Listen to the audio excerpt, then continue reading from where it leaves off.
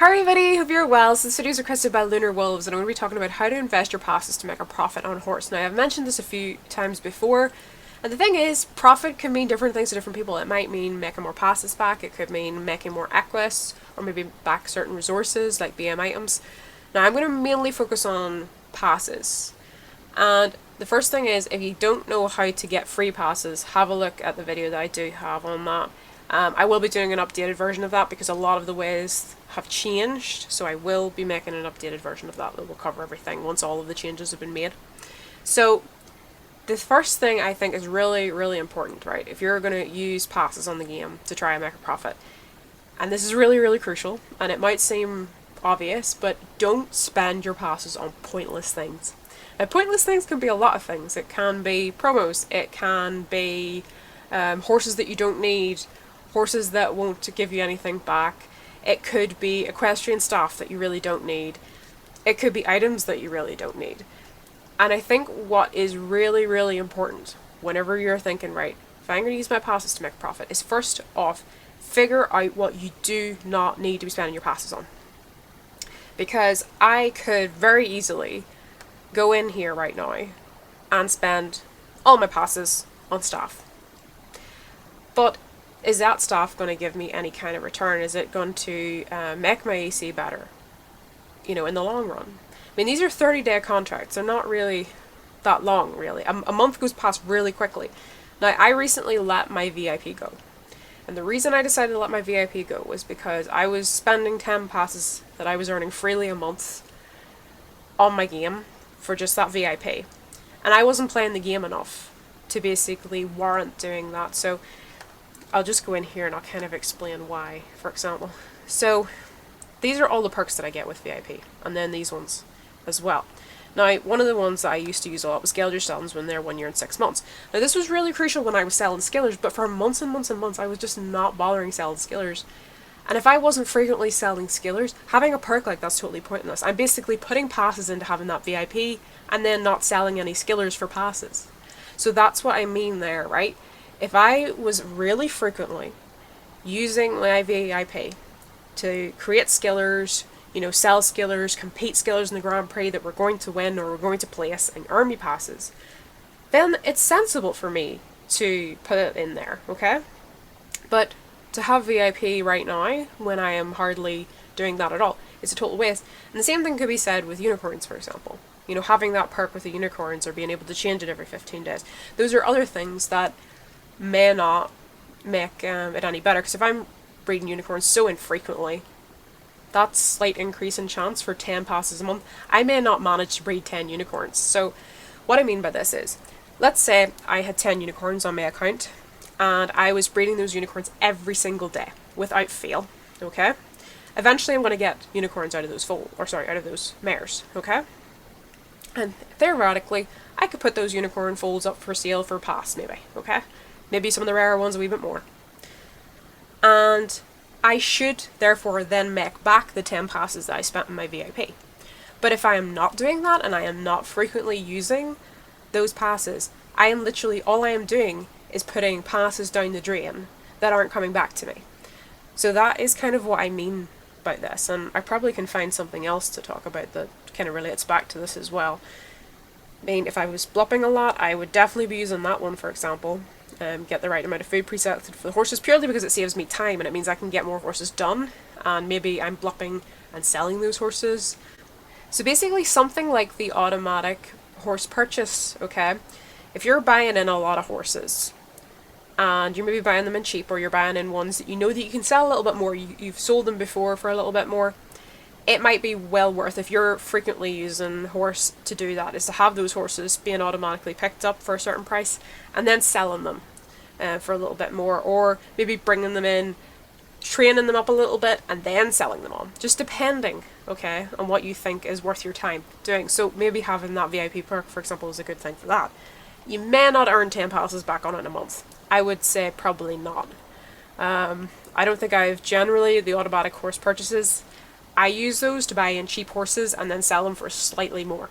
And you could be talking about 200 equus more. Very small margins. If you're somebody who's trying to gather a lot of equus, might be worth doing, but for passes, I don't find that a very useful perk, I don't think. I mean, some people might have better luck than me, it's one of those things. Something like this, bump your sale orders to the top, it might be very useful for somebody who sells a lot of skillers, a lot of unicorns, to have that perk, because you're bumping yours up to the top, so more people hopefully will see them, in theory. So that might be worth having it, for 10 passes a month. This one I mainly used because it saved me agent points, and it meant I don't have to put BM items on the geldings that I sell for people with this particular perk. That's another reason I like that gelding perk. Being able to join 10 teams, if you're somebody that wants to be in a lot of very active top teams, and that is something that allows you to broaden the amount of horses that you're working with, therefore possibly broaden the amount of horses you compete, the amount of geldings you sell, different breeds, cover different disciplines, and that can be another way to, utilize those passes better and then more effectively. I'm trying to think what else I would sort of consider. So maybe something like offering up to 3 copies when trading items instead. For example, a lot of promos, we get quite a lot of BM items. That might be something you find is very useful. You might be able to put up 3 copies of something and get, something else that you really need back, and that can be quite a useful one. Not going to make you passes necessarily, but it's something that you can use to maximize the BM items that you want, which then might in turn, be the BM items that you're using to produce the horses that are then selling for those passes. That's something to, bear in mind. And then something like this, remove the show jump and Western penalties. That's a very crucial one. If you went into the Grand Prix, and I was the one person that did this a couple of months ago, maybe longer, I didn't have that perk. I went into either the show jump or the Western Pleasure Grand Prix. I had the horse that should have won that Grand Prix, and it didn't because I got a penalty. And it was because I didn't have that perk. So there's a time where I lost passes because I didn't invest in that perk, and that was kind of annoying. Just having a look here, what else? I mean, mostly, if you have all these other bonuses that might help you as well, but just talking more generally about the VIP perks, something like a VIP is good to invest in with your passes so long as you know that you're doing enough with it to turn over at least the 10 passes, if not more. If you're making a loss in VIP, which is what I was doing for quite a while there, it's not worth having, which is why I let it go. You might find that Pegasus account offers you something that you find very, very useful, and whenever I say don't, spend your passes on stupid things and pointless things are going to be different for different people. But there are certain things that I think you are kind of wasting your time with. There's certain divines that come out that do absolutely nothing for you. They're a trophy, but they give you no perk, no items, for example. And I find those types of divines just collect dust, really. They're just to set on the shelf and look, I've got that divine. But they don't, maybe do anything. That's why I personally now would say I avoid putting any passes into a divine that I don't think is going to give me a return. Like something like a Balos I think is very good because you get the Balos and then you have a chance to get the next pack. Not many divines are going to give you that. And that's why I think Balos is quite a good divine. There's other divines out there that give you diamonds back, and that can be a longer investment, for example. And the same thing with the BM items.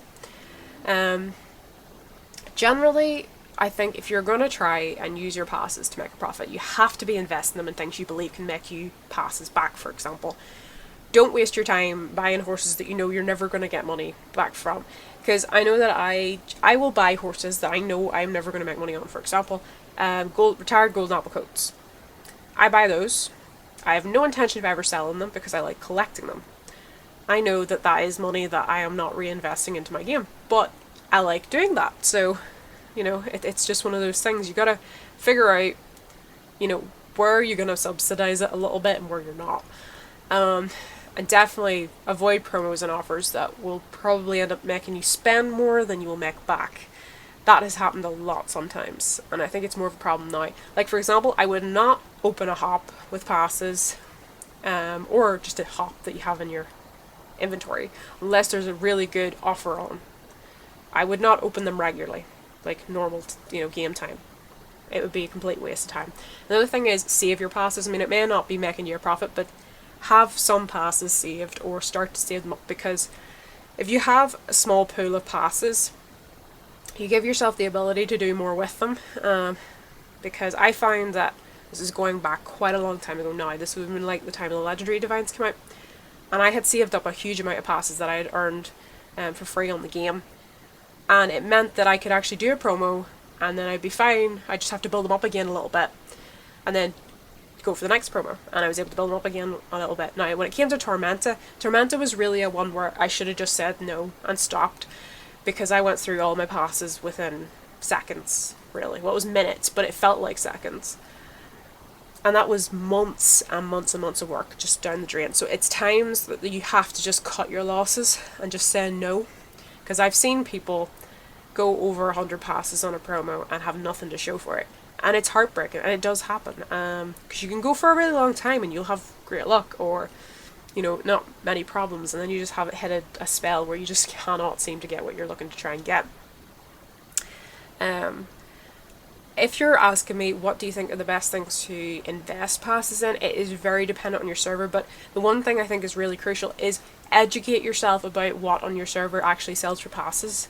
Watch the sales, see what sells for passes. Because if you're not aware of what does and doesn't sell for passes, you could very easily start buying horses that are never going to give you the passes back. And they're going to be a lot of overpriced horses as well. And I think you just kind of have to get a feel for it over time, because every server is different, and there are certain things that are some people will go absolutely mad for, and then there are other things people just will not pay for at all, and they're going to get whatever they're looking for much less somewhere else. And I think sometimes it's a case of being the first place that people are going to buy from. I mean, if you are selling something that you can stand behind, and you know it's a good horse, for example, you can stand behind that and people know that, they're more likely to come and buy it off you knowing that, I think, sometimes. Not everybody will, but some people will. Than they are to go to somebody whose horse they may buy and then find out it actually never was what they said it was.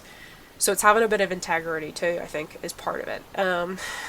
But like, there are a lot of things on the game that will try and distract you. And I think generally you have to be wise to the ways that are draining your passes, and just have a look at what you've spent your passes on in the last little while, and really think, because you can go in and actually see where you've spent your passes. Have a look and see what have you spent passes on in the last, let's say, 10 days, maybe 30 days, and figure out, did I need to spend that pass for that? Did I really need to spend that pass on that fertility wand? I mean, for example, if you were going to spend a pass on fertility wand, you'd need to know that the foals were going to make you back a pass between them, or, you know, one on their own somewhere down the line. So it's things like this that you kind of need to figure out. Am I breaking even? Can I get a bit more for this? Those are the questions you need to ask yourself. Really question why you're spending your passes, first off. And then see, you know, try things out, because there are going to be things that do not work, and there are going to be things that sometimes work and sometimes don't, because that's the thing I found with skiller selling. Sometimes people want to buy skillers and sometimes they just do not, and you're wasting your time. But you'll kind of get an idea over time. Some of it's down to luck, and you will have good and bad days, but I think the crucial thing is don't spend them on things you really don't need.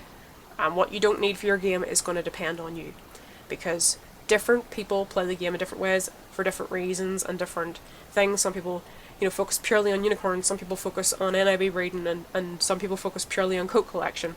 And everything about those things has similarities and differences, and you need to be aware of those.